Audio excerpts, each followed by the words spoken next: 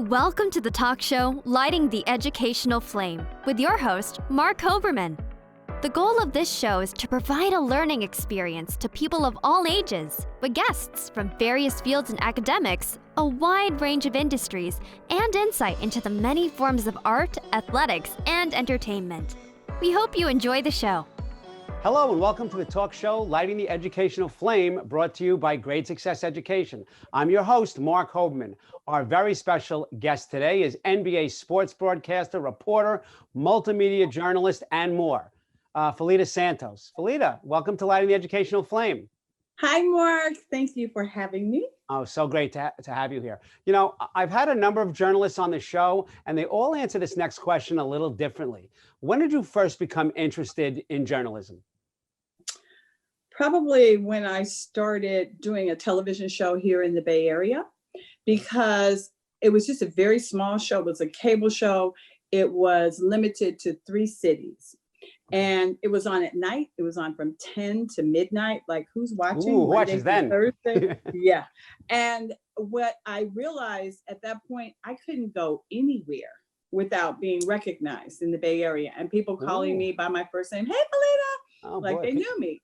But when I realized how important media is when little kids would come up to me. Oh, that's great. And say things. And that's when I realized, oops, I have a responsibility here. Excellent. To what I say, because it matters. And I never thought it mattered. You know, it's just my opinion. It's just what I do, but it does matter. And so at that point, I realized the responsibility and got more serious about it. Right. So it gave you a voice. I'm just thinking, what were those kids doing up at 10 o'clock at night? But that's exactly. I was telling them. And I started doing that on the show. I'm like, go to bed. Yeah. tape it, put it on the DVR, and then watch it tomorrow. Then. We weren't taping then. That's way before. You know, that's when someone told me about TiVo, and I said, TiVo, what the heck is that? Gotcha. Yeah. Interesting. So, yeah. Excellent. So, but now, how do you follow your passion, not just in journalism, to get involved in sports broadcasting? That was kind of like a fluke.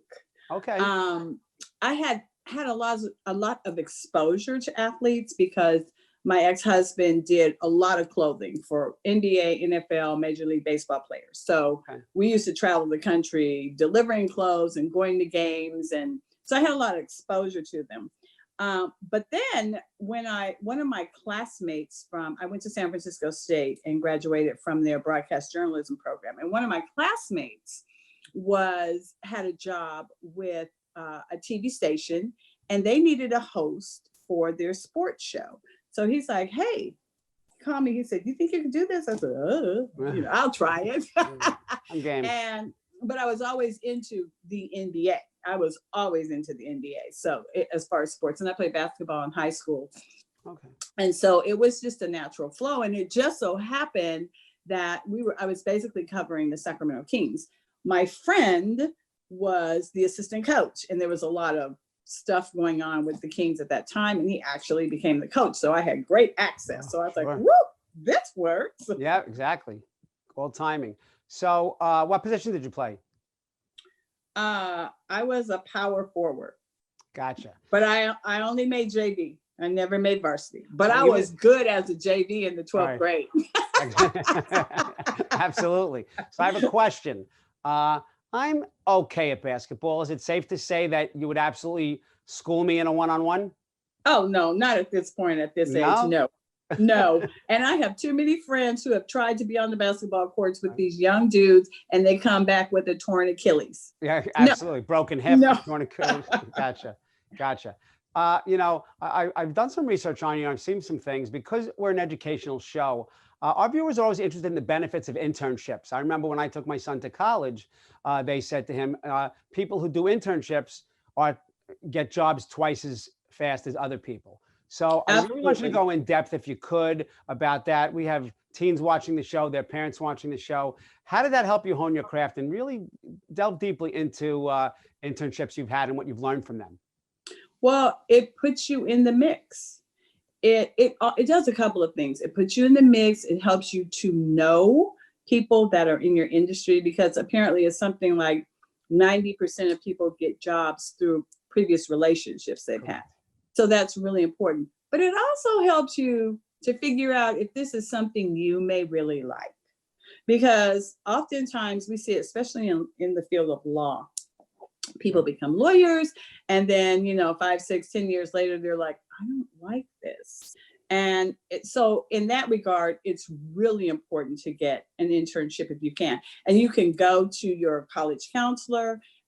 Most counselors' offices have books. Well, it's probably online now, but internships, there are, and it's important kind of what school you go to. If you know that you have an inkling for something in particular, do your research and figure out what schools seem to feed that industry and try to get into that school. But even if you don't get into that school, it's okay, but you do want to get that internship. And so you need to be on your counselor like white on rice to get your internships. And don't wait. They say wait until your senior year, because a lot of times internships turn into job offers. Right. But I would say if you can go in your junior year and get an internship, get one, and then get one in your senior year. The more connections you have, the better you might be. Because especially if you want to go into sports, you're going to have to move.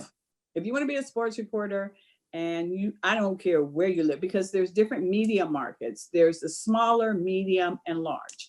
You probably will have to start in a smaller market. Now in California, I live in California. We're fortunate we have all three markets. Most states do not have all three markets. So you will have to start in a smaller market, and you take whatever you can. They might have you covering high school sports. Take it. And then you work a year and a half at that position. At 1 year, you start looking for your next move up. Excellent. You get to a medium market. At 1 year, you start looking for your next move up. Now, it may take you a year and a half, 3 years to get your next move, but you keep punching at it. You make sure you get your video so you can continue to update your reels so that people can see how good your skills are. And if you stick at, now you may have to move around the country. This is any type of, if you're an anchor, or news reporter, sports reporter, you're going to have to make some moves, unless you're like a place like California where we have all three markets. But even then, you're limited. So just be prepared to move around, start at the smaller market, work your way up. Excellent advice. And I remember that years ago, old school was to stay at your job until either your heart attack or until the day you retire. And now the average person in the beginning stays at a job 2-3 years and they look. So I love the fact that you're telling people to keep going, keep moving, and keep learning. That's excellent, excellent advice. I went to school well over 45 years ago with someone named Charlie Slows, and he's been a sportscaster for so long. And I remember at the age of 10 or 11, he would handwrite the hockey games for the Islanders. And he would write what would happen. So you knew then. It's like, those people you're like, oh, he's a senator. I knew that would happen when he was 9 years old. So would I have known that about you if I were friends with you when you were 10 years old or 15? Because it sounds like this found you more than you found it. Well, you would have known that I was going to be doing something in the public eye. Okay. That you would have known. I've always been doing little talent shows, being elected a political in school, doing speeches. Okay. Yeah, you would have known I was going to do something in the public eye. Gotcha. And I got to tell you, got to bring this up. So if I didn't know I was interviewing you today and somebody said, you're going to interview a sportscaster, boy, is this person good. NBA, this and that. And all of a sudden it comes on and it's Pheleta Santos and not Philip Santos. So now it's much more prevalent. But, back in the day, if we saw a female, right, this is like 10, 20 years ago, are they allowed in the locker room? There's got to be such a challenge for you, I would think, in this industry, based on you being a female. Is that a fair assessment? And do you have to jump through hoops that others didn't? No, I didn't. Oh, great. But that was because the show that I stepped into had been in existence for over 20 years. Okay. So, but I will say that being in the locker room, I was the only female, with the exception of another female who worked directly for the Sacramento Kings. And she was a previous WNBA player. I was the only one on camera, and there was another sports writer for the AP. There was another female, but being on camera, being in the locker room, no, there just aren't. Now they are starting to do a better job with that, I believe. And we can look and see some female reporters, like, what's her name? Oh God, Leslie, no, not Leslie. Can't think of her name, but there's a couple of them that have been around for a long time, but you don't see a lot of them. And like I said, I stepped into a show, but yes, I would say you do have to fulfill a lot of hoops, and you know, period. They want younger girls. Yeah. I mean, that's reality. They want younger girls. Right. Mm-hmm. What kind of homework do you have to do? I mean, if somebody is doing a news report, I'm guessing on God forbid, a fire that happened or something that happened in the neighborhood, you go and you just ask questions, but don't you have to do a lot more research and homework to know the players, to know the team, to know what's going on in your sport at that time? That's got to be an immense responsibility. You do. Because I covered the Sacramento Kings, I kind of got to know them and knew their idiosyncrasies and who they were and what they were about. But whatever team they were playing, I did have to go and do some research about their major players. And I would always do some research about the coaching team, their stats, you know, those kind of things. But yeah, you do, because especially the major players, because you're going to expect something from them during the game. So you need to know something about them. And I always would provide maybe a little statistic or something about them, that not necessarily a sports stat, but maybe something, you know, like they have a school for boys or something to add a little flavor to it. But yeah, you do have to do your research. I remember one evening, unbelievable, we had the first Indian player. And I was like, we don't have Indian players in the NBA. And it was a big deal. All of the press were there. The NBA TV was there. And they didn't know he wasn't starting, but they followed him everywhere. I can't remember what team he played for. He didn't play for us, but they followed him everywhere, because that moment when he got on that floor for the first time was going to be reported. And it was just mass hysteria, and he didn't play that night. So, but I had to do my research on him. You know, I don't know, you know, how did he get to this point? How much he weighed? I think he was a 7-footer, and, you know, just all kinds of information. I had to be ready. I did a piece on him before, and if he played, I had to have some more information on him. So yes, you do have to do your homework. But if it's something you like to do, it's fine. I have to ask you that. I don't know that I would say that journalism is male dominated, but I will certainly say that sports journalism, sports reporting is male dominated. So I taught for over 30 years. If I was still teaching and brought you in for female or girls empowerment week, and you got in and it was just females in the classroom, what are some of the things you would tell them? I would tell them, first of all, they've got to learn to believe in themselves. They have to be willing to push forward. When the answer is no, or the door is closed, go to the next door. You have to. It's not going to be a straight point from A to B. You know, they say what the quickest way to a destination is a straight line from A to B. It's not going to be that way. And you may have more dips and curves and turns, but if this is something you really want to do, then you got to figure out another way. When one door closes, go another way. Absolutely. Excellent advice. And I want to take that further, because oftentimes on the show, I say people know the glory, but they don't know the story. So we know you're successful. We can see reels of you on YouTube up to wazoo. But what don't we know about a non-glory story? A door being shut in Pheleta Santos's face, and you coming back up again and just saying, no, I'm not going to have it. I'm going to go to that next level, as you just said. Well, when I first got out of journalism school, I really thought I wanted to be a news reporter / anchor. And that door kept closing. I applied everywhere to the smaller markets, and that door closed, but I just kept pushing. But then all of a sudden I get a call, hey, how about this? Right. So it just goes to show that if you just keep yourself in the mix, because they called me because they knew that I was a journalist. Right. So, and that I had had some on-camera experience. They knew that. So I kept myself in that mix. I never gave up. But what came to me was something I did not anticipate. Gotcha. And that's the other thing.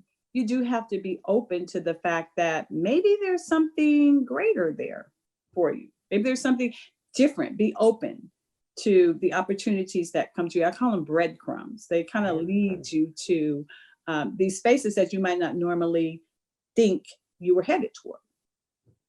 Excellent. It leads me to ask you, what do you know about certain things in professional athletics that the average spectator does not? I don't need big gossip about certain things, but behind the scenes, I mean, because everybody just sees the glory, the $35 million, the women, the this, the that, the travel. What don't we know? From all the years of knowing athletes and working with athletes, you'd be surprised how influenced they may be by things that are said about them. Wow. Like, especially when sports reporters or anchors criticize them. Sure. They really take that to heart. Mm-hmm. And that surprised me. You have these huge guys, 6'7" to 7 feet or whatever, and you just forget most of them are young. Yes. And they have been coddled since the moment anyone even thought, they might be able to be a professional ball player. Sure. Yep. And so I think a lot of their emotional development is kind of stalled because they're not exposed to the average things that you and I are exposed to that help us to grow emotionally. And so a lot of times when people say things about them, about their life or about their work on the court or their work ethic, they're influenced by that. That's very interesting. I never thought along those lines, especially their age, because you see them, I've been to games and I've had great seats and I would shake someone's hand, my hand would disappear, and this giant of a person, they really forget. So interesting because, you're really in the mix. I love the fact that what you're really talking about is networking, and you have to have a very strong constitution. You have to be able to hear no and accept it the same way you hear yes. Easier said than done. I believe you've lived it. So definitely excellent words of wisdom for all our viewers. I'm sure you're working on some really exciting things, and I don't think that too much grass grows under your feet. So what is going on next for Pheleta Santos? I'm a jack of all trades. Well, I'm working on an upcoming talk show, but not just a talk show, but more on the lines of creating shifts in one's life. Okay. That's kind of my passion. And when you talk about, what would I say to young girls? That's kind of my passion. Young girls and women making that shift from wherever they're at to wherever they want to be and supporting them in that. So that's my other baby. And then I'm also working on a lipstick line. Oh, wow. Totally out of the realm of, so no grass goes under your feet or anything. I used to model. And I was a flight attendant. So that should explain that to you. Yes, but, now it makes sense. Yeah. So, and it's so funny because when we were in training for flying, we had to be made up and dressed up and at 6 a.m. And our airline also trained reservation agents. And I remember when agent came up and said, how do you look like you're going to a cocktail party at 6 a.m? It's just like, no small task. Absolutely. Yeah. So, but my lipstick is a different thing. It's based around community. So I want to create a community for women to grow within, to not only want to look however they want to look on the outside, but working from the inside too. So it's kind of like the lipstick is a draw to pull you into community and help you with the shift. So it all kind of ties in together. That's amazing because people also often ask me, how long does it take me to get my hair ready for these interviews? And I don't want to tell you how much time, more than you.